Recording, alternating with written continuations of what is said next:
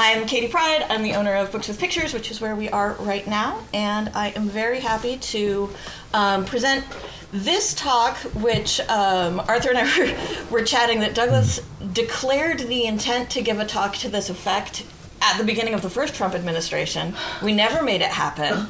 And that was still when we were in the, we don't even have good editions of this stuff to sell to Americans, particularly Douglas was just coming out of doing the Big Dredd blog. Then 2008 he put out these amazing collections, their best of series, which if you ever want a sampler into that whole sci-fi situation, those are great. Then Simon & Schuster distribution started happening, and that made it much easier to get the books, which is also great. Big thing. So in any case, now we have books and people. Arthur and I were talking at the convention last year. Do you remember which one? Was it in Rose City? I think it was Rose City. It was Rose City. Okay, yeah. Sure. That sounds right. About this book coming out real soon now. And now it's here. So I'm sorry. I'm not making a ton of sense. I'm so glad you're here. Take it away, boys. Hey. Hi. Thank you for coming. So this is basically a celebration of Arthur's astonishing book. Hey.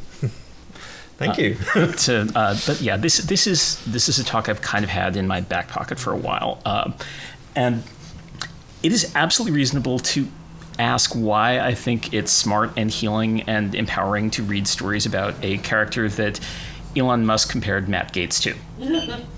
And the answer is that, it's very upsetting.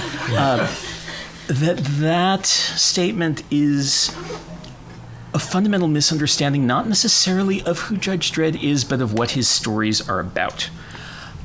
Background, and you probably all know this, but just for the sake of those watching at home, Judge Dredd has been running as a serial since 1977 in the weekly British anthology comic book 2000 AD. That is the first issue. That is the most recent issue, which is number 2426. So more than 2,400 episodes to date, and also since 1990 in Judge Dredd magazine, which is publishing issue 478 this month. It takes place in real time or something like it, 122 years in the future, meaning that all the characters are 48 years older now than they were when it started out. And it is a satire of American culture that historically has been mostly by and mostly for British people. And the question I get asked a lot is, from people who are Dredd curious, is do you need to read all of it? Do you need to read in order? No, you don't. You absolutely don't. You can pick it up anywhere and instinctively know what's going on. There's a set of books called The Complete Case Files. There's 46 volumes so far that collect everything from 77 up to, at present, 2008. But really, you can go in anywhere and you will get a sense of where you are very, very quickly. So the background of the thing, and the part that's sort of germane to our present situation, is that the story really starts in the year 2027, when the U.S. decided that its worst problem was street crime, scare quotes, and the legal system being too slow and tangled to deal with it. And so there's this new organization, the judges, who replaced the conventional police force and suspended not just habeas corpus, but the idea of due process altogether in favor of what they called instant justice, with the best of intentions. The judge's founder genuinely believed it was a temporary, extreme measure that was needed to save the country. There's a series of books, both comics and prose, written by Michael Carroll about that transition period called Dreadnoughts. I think there's one or two of them that's up on it's there somewhere. It's there somewhere, yeah. And, in the backstory of this, and I should add that the backstory was not all revealed at first. It was pieced out little bit by little bit over 30 years or so. But the judge system eventually becomes the global standard of policing. And in the year 2070, the final president of the United States, who has the perfect name Robert Booth, starts a global thermonuclear war. And after that, almost everyone who survived is in one of a few megacities. Megacity 1, which is where the series takes place, is approximately the Boston to Washington corridor, although it used to be bigger. We'll get to that. And after the war, the judges overthrew what was left of the government to establish order. So every remaining political state in this comic is literally a police state. The judges are the only authority. And there are occasional elections that are entirely for show, and everyone knows it, as when Megacity 1 elected as its mayor an orangutan named Dave. R.I.P. Dave the orangutan. He was awesome.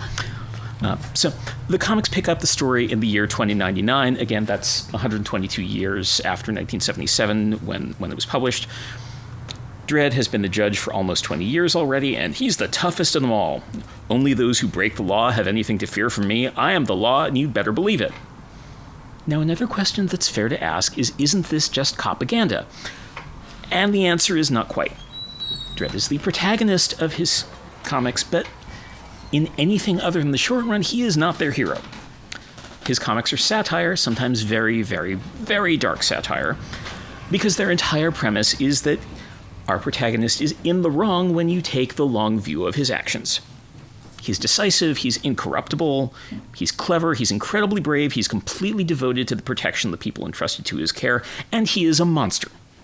And he is the willing servant of a horrible, dehumanizing system.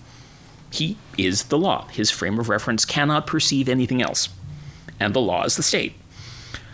Judge Dredd is the best case scenario for fascist authoritarianism, and he's still terrible even when he's being awesome. And in fact, there's a terrific book by Michael Moltra that's over there called I Am the Law, which is about Dredd's relationship to real-world policing and authoritarianism and their histories. It's real good. It won an Eisner. Highly recommended.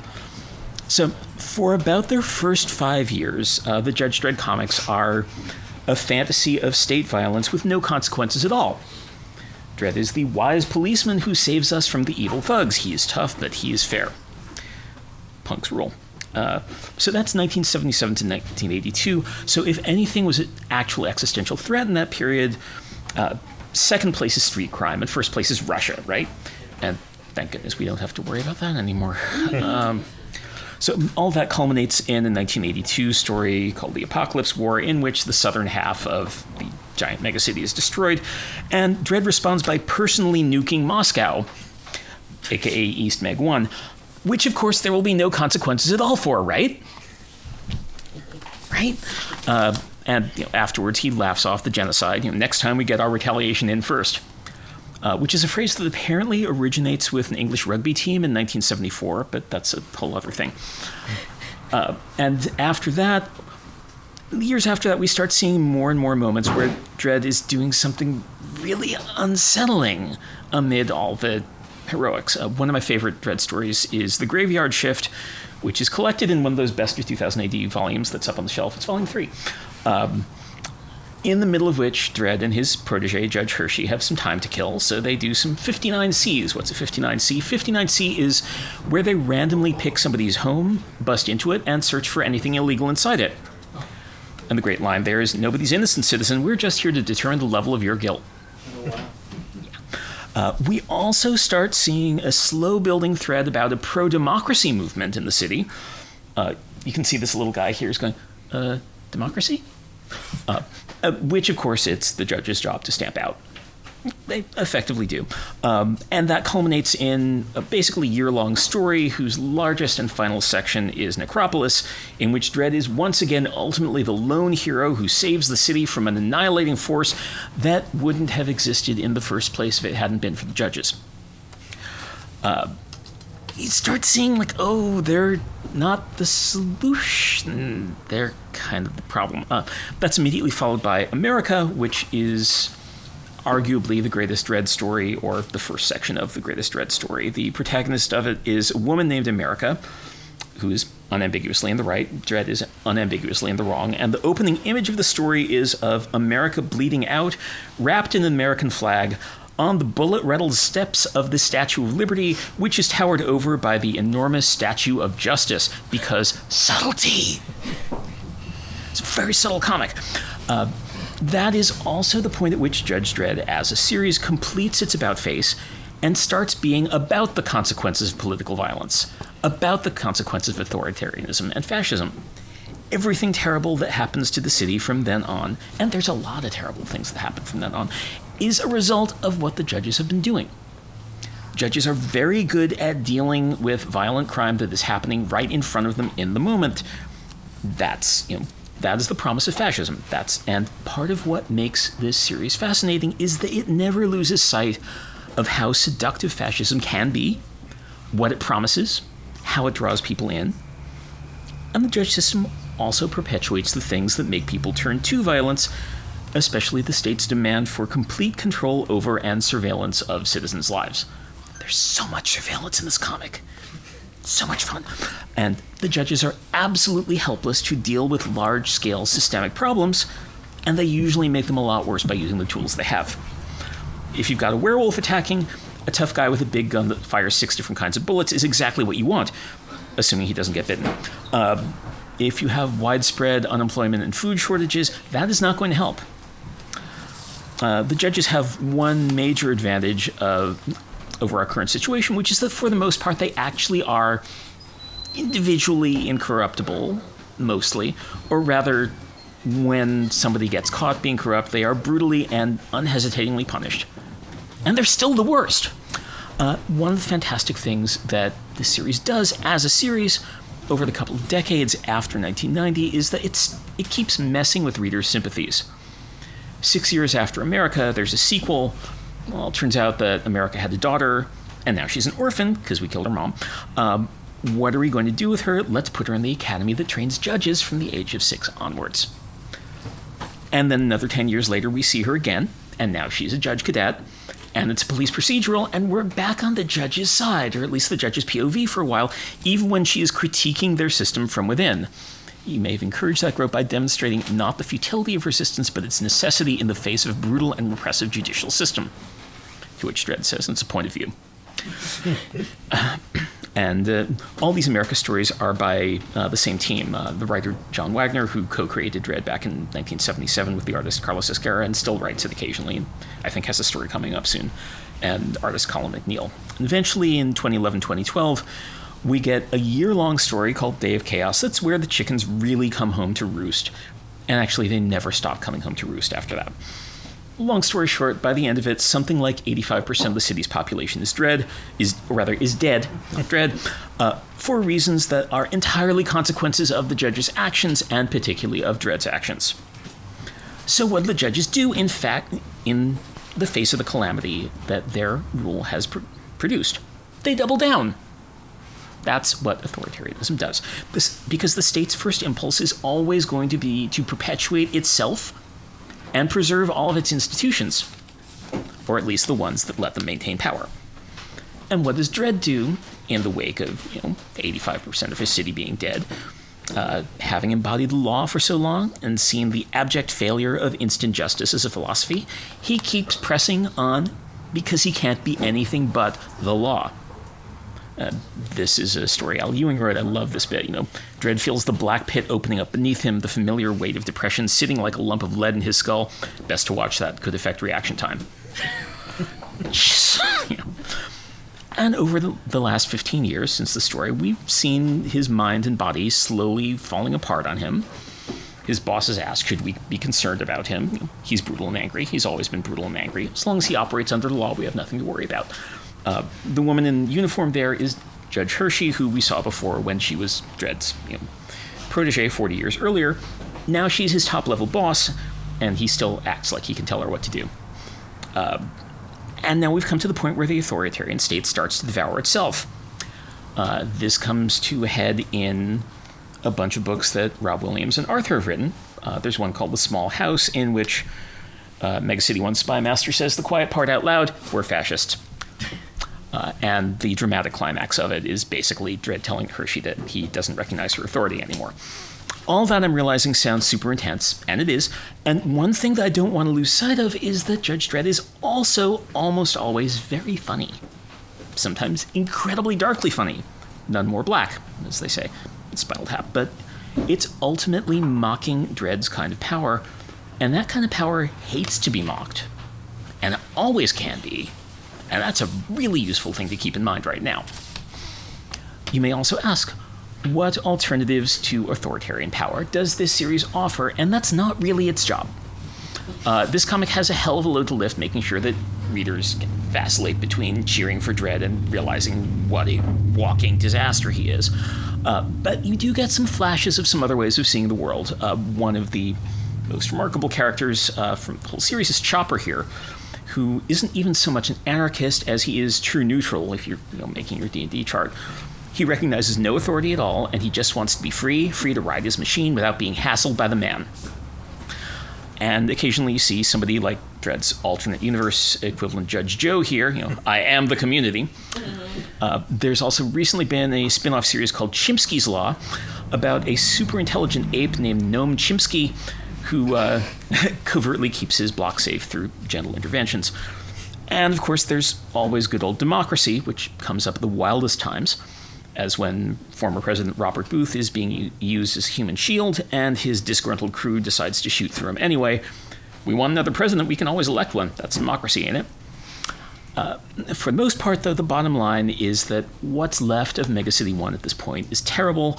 The judges are absolutely committed to their mission, punishing the guilty and maintaining the stability of the state, and that is the framing that they cannot see outside. And then an accountant named Judge Maitland, who showed up about 10 years earlier, runs the numbers and sees a possibility she's never thought of before, and that's where A Better World begins. And I want to ask you, where did it come from your experience? Very basely, I'd done some stories with Judge Maitland, and Robert done some stories with Judge Maitland, and we knew we wanted to do one together. And Rob had this story that yet again brought a huge disaster to Megacity 1. And so we talked about doing something in the aftermath of that, because a lot of these stories which just destroy everything, there's not necessarily always a good reset afterwards. So we just wanted to kind of continue on the continuity after that and ask, what do you do with that? How do you fix that? And I think it was Rob who kind of suggested, we do the sort of the thing that's kind of a thing in the real world. If you look at it, prevention is cheaper than enforcement. And so if you are an accountant like Maitland, and she's kind of the accountant version of Judge Dredd. So she is very hardline, very dedicated to her job, kind of a stickler for it. But once she's got her teeth into something, she's going to go all the way with it and follow it to its logical conclusions. So she sees the logical conclusions of that, and she wants to execute on it. She wants to basically go from a justice system that is about crushing people to a system that's more about lifting people up. It's sort of an analog to the sort of defund-the-police arguments, where you can kind of move a lot from frontline police to other services. You get things that are cheaper, you get things that are more effective, and you're not waving a bunch of guns in people's faces. This is unpopular, and pretty much all of the book is about why that's unpopular with people and why they make arguments against it, why the judges push back against it, why the media and a lot of the people of Megacity 1 are sort of coerced into pushing against it, and what the consequences are when they run a pilot program in one sector of the city and it actually works. Because that's when the shit hits the fan. So, this story kind of came out in little bits and pieces over 4 or 5 years. It's still coming out now. You're still, the two of you are still collaborating on. Yeah, we're doing a big, long 12-parter with Henry Flint. Wow. That's going to be the wrap up to the current batch of them. So much like this one, it has stories by Boot Cook, Jake Lynch, and the big wrap up in it is by Henry Flint, who is absolutely amazing artist, does incredible things with the scripts we wrote, kind of took a bunch of stuff we wrote in 6-panel sort of page layouts and just decided to put them into a 15-panel grid for some reason. I didn't even know a 15-panel grid was a thing, so yeah. He's kind of the big finisher in this, and then in the new set of stories, he'll be the big finisher in that as well. I've forgotten the original question. No, just Okay, it was about how we sort of build it up from the little stories. Yeah, so we did that first story with Boo Cook that was basically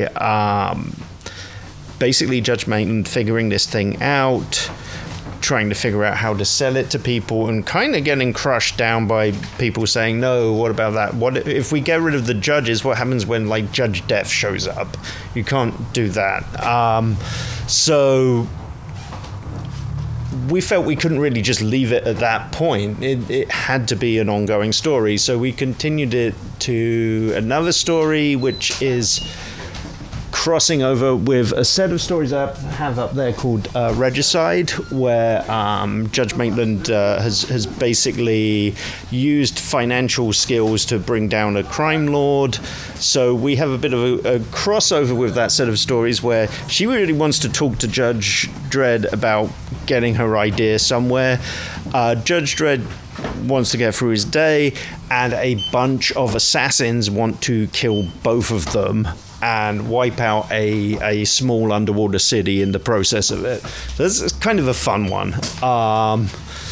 It's just a little amuse-bouche to the sort of later stories. Then we had a story called The Pitch, which is basically her getting to make a big presentation and selling the idea of this thing, which then leads into the bulk of the book. She basically got a year to make it work in one sector, and then we wrote it over the course of basically about a year, and then it got published roughly a year later, which is kind of how it worked out. We had some fudge room for that, but I think it was close enough to a year that we kind of almost got real time on that. And yeah, that's a nice thing about Judge Dredd, where it's a weekly story, or like they need a story every week. So there's a bit of a rotating crew of writers at the moment. Storylines come in and out, and you can do a thing like that where you start a storyline, you suggest something, and then you sit on it and then bring it back full force like that, which is, it's not entirely unique, but I think like in the weekly nature of it really lends itself to that.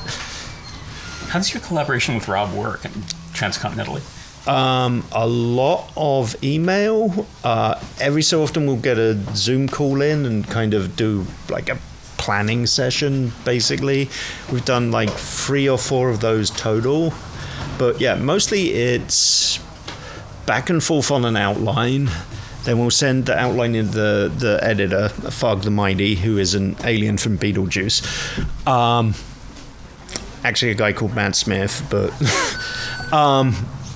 he will sort of approve that, and then we'll actually have to sort of execute on the thing, which for most of these has been either I write a script, then Rob writes the script, and we trade off episodes, or more recently we start with 3 pages from me, 3 pages from Rob, and alternate.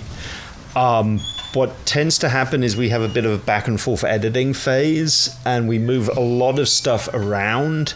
So by the time you get to the end of the process, it can be a little hard to recognize what started as yours or was someone else's, or, you know, there's definitely bits in there. I would not be able to tell you whose hand was like the initial writer on it. When you presented this to Tharg, was there any sort of like, well, this kind of breaks the series? Like, that's interesting. No, it's never come up. Readers instantly sort of brought up the sort of like, well, this will end the series, and it does not. Light spoilers there. I think you can infer from that, you know, this one is going to be sort of following the arc of tragedy rather than, you know, a sort of restoration to democracy and all things being good. But it is an ongoing series, and we talked about how this one had kind of a bit of a negative arc where things get a bit better and then maybe a bit less good. Maybe we do the reverse on the other one and leave things in a happier state. And now we're writing it, and last one I wrote had an equivalent to nuclear bomb level explosion going off in the middle of the city. So, there's maybe not that happy ending happening after all. Doesn't do a lot of redemptive. There's not a lot of redemption going on. I should say, that sounds like a huge spoiler. In the world of Judge Dredd, subnuclear explosions are relatively common. So, yeah. The city has been destroyed nearly outright at least 4 times that I can think off the top of my head. So it happens a lot. So we have some bribes for y'all. These are fantastic. These books are under arrest bags. You get one for asking Arthur a question. Somebody's got to want to win one. Oh. Yeah. I was just kind of wondering, the talk started with the Elon Musk tweet. And I guess in the writing process or editorial process, like, how cognizant are you of the possibility of misinterpretation, or do you just sort of like pose law is pose law? So there's what I call the T-shirt version of Dredd, or the bag version of Dredd, which is kind of a little distinct from the sort of Dredd as written. I think, we kind of throw out this thing into the world that is, like, on the surface, he's the hardest lawman there is, and he's, a super cop. The sort of satirical elements only kind of come in a little later as you actually read the thing, which I'm pretty sure Elon Musk has not, though he does apparently have at least one T-shirt, or did when he was 15. Yeah, I mean, I think it is a thing that kind of weighs on me a little when I'm writing it. Like, I definitely had moments where one of my first stories was getting released pretty much as Ferguson was happening. And it was a story with some riots in it, and I was looking at what's going on the page and what's going on there, and it's like, oh no, I'm writing shit that is relevant, and it is horrible and horrifying, and you can feel kind of inadequate to the moment when that occurs. I mean, that's kind of inspired me to write this one, really. This one is almost my sort of anti-propaganda one. It's one that kind of kicks out one of the legs of the premise a little, because there's always this sort of excuse, like, Judge Dredd is this hard, terrible man, but he's there to deal with a world that is hard and terrible, so he meets the moment. And this kind of says, no, it's just like that by choice. They've basically made a system that reproduces itself, and then as a result of that, it protects itself if anything comes along to challenge it.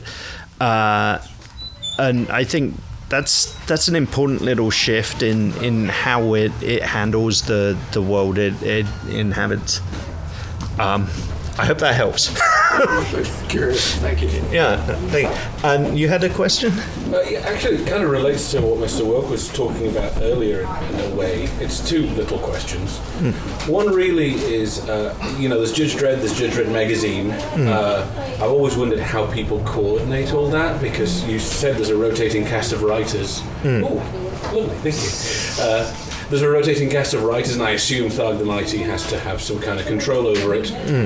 Which leads me to the second part of that question. Like, one, how do you coordinate it? Which must be a headache. It's not like the Marvel, let's sit in a room, especially with everyone living all over the place. And the second part is, as Mr. Wolk was mentioning, Dredd is aging in real time, and kind of am expecting he's going to die soon. I always wondered if there's a plan. He's like in his 70s, but it's like the 1000s, whatever it is, version of his 70s, which is probably like being like 60 today. I mean, he's sort of real dry and weathered and kind of like Clint Eastwood in, like, maybe not Dirty Harry era, but like, Unforgiven era Clint Eastwood. So he's got a little juice in him anyway. There is a story upcoming called The Death of a Judge. I suspect it's not Judge Dredd, but who knows? And, John Wagner's kind of mentioned, like, he's got this sort of idea of a concept for a final story, which would be basically Judge Dredd's on patrol and just randomly gets shot in the back by a random perp, and that's how he goes out, because that's how it was always going to end for him. And the helmet stays on the whole time. And the helmet stays on. As for how it all gets coordinated, Wagner has for a long time been like the spine around which all of it goes. Obviously, he's not writing quite as much of it as he used to, so it tends to be like a rotating, like 5 or 6 writers. I kind of joke that I'm sort of like the one of the least of the 5, but I've been writing a fair chunk of it lately. Some of us talk to each other. Some of us, there isn't like a Marvel chat like there was for like Krakoa or anything. It's more like some of us sort of talk to each other a little bit. Some of us are kind of a bit sort of like, I'm going to do my thing and I don't care what your thing is. Mentioning no grumpy person names. They hear this, they will know who they are, and it is with love. There's I think there's Matt doing a great job coordinating the whole thing. I think there's a bit of a tendency to refer back to the older stories and then sort of silo into, your own story thread. This sort of collaboration with Rob was a little bit an attempt to fight against that, because I thought it would be kind of nice to have like my set of stories with Maitland in collide with his set of stories with Maitland in, and I think that's produced a pretty great result. I think there may be some there's the possibility of like some events where like lots of people get tied into it in the future. I'm hoping to see more of that. I kind of like it when the stories cross over and it feels like a grand unified universe. I think a lot of it comes down to people just have this instinctive idea of what Dredd is and how it works. So if you have some writers who have a really solid idea of that, the work does tend to have a unity, even if it's split up. And yeah, that's I hope that gives you an idea of how the sausage is made. Yeah. Cool. I'm curious why. I've been reading Judge Dredd for a while, since I was young. As an American, like just finding it through like the Batman Judge Dredd stuff and like the Anthrax song. Oh, but, like, good stuff. But I still get that. Why is Judge Dredd so popular? Like, and why do people in Britain not get tired of it? I mean, I don't get tired of it, but I only read a little bit, every year or two. Like, I mean, I don't think get it over and over again for that long. It's a great premise. I think John Wagner said something like, people like heroes and people like villains. Why don't we do a character that combines the two? And I think that's been a pretty firm core of its popularity for a while. He's a bastard, but he'll also like go after the people who like cut you off in traffic. It appeals to that real kind of lizard part of the brain where you kind of want that instant street justice to happen. At the same time, the more cerebral part of the brain is sort of thinking, well, what would the actual consequences of this be? And you get to explore it with a sort of more deep story like that. So it's just really flexible. I mean, as Douglas was saying, it has a lot of humor in it as well, and I think that is pretty key also. Like, less in the long-running stories, but in the weekly ones when there's like a one-shot Dredd story, more often than not, it's a comedy story at heart, or in the same way like EC comics are really horror stories, but actually kind of comedies. More often than not, again, it ends with a really horrible pun, which I think is a real key to longevity. But I think also the format is important. That for the most part, like there are the long-running stories, but often, if you're reading in the 2000 AD format, it is one story in amongst a bunch of other stories, some of which are characters you've been following for a long time, some of which are new, or it's a serial, but it's only going to be 3 parts or whatever. So there's like, Dredd is a piece of that, but not the whole of that, unless you're reading the magazine, of which there is a lot. Yeah, and also you can totally see a one-off character in a one-off story that's like totally about a terrible pun, and you think haha, and then they'll come back in some multi-part thing and it will be the most heartbreaking thing you can ever read, and like totally like a gut wrencher because you care about this character now, and it's amazing. And that's the same comic. And again, it's like this incredible flexibility in what it can do. And you're the one who gave Trapper Hag a wife named Keeper Hag? Yeah. No one has brought that up since. You're the first, but yeah, I was quite proud of that. Who else has a question, wants a bag? Yeah. I have a question, and I've been aware of the series for a very long time, and I've dipped in when actually other people have gifted me comics, so I'm a kind of a newcomer. Just curious, you know how American police have kind of taken Punisher as like an icon? They've got the tattoos, the stickers on the bumper stickers on their cars. Is there any kind of similar reaction to Judge Dredd from UK or American cops? Not really. Every so often there will be a headline in a newspaper that says something is like Judge Dredd. But the thing with the Punisher logos, that hasn't really occurred. You don't really... Maybe some cop somewhere has said, I am the law, inspired by it, but you don't really get the logos thing or anything. I think, really, the Punisher is kind of performing an important role in, like, taking that bullet for us, because... Honestly, yeah, I think there is the danger it could be something like that. The proliferation of CCTV in the UK is, just taking it real sincerely. Oh, yeah. I mean, like, there's the public surveillance unit in Judge Dredd, which, yeah, is like everything is under observation. That's barely fiction now. Far too much stuff in Judge Dredd is barely fiction now, unfortunately. All right, one more bag, one more question. Yeah. So this might be a little silly, but what story would you love to see made into a movie? What best story would be your ideal movie story? Oh, interesting. I mean, I sort of actually wrote a bunch of comics that were like the comic book sequel to the movie version of the comic of Judge Dredd, so any of those are good. I like those. In terms of what I'd like to see that's sort of from the general run of Judge Dredd, what would be a good one? I kind of like the idea of doing a story called The Pit. Yeah. Which is like this real in-depth thing where Dredd goes to a sector, it's real messed up, everything is like, it's like the sector where they send all the judges who don't care anymore. So everything is all sort of shoddy and messed up, and he turns up and he says, well, you may have noticed I'm a stickler.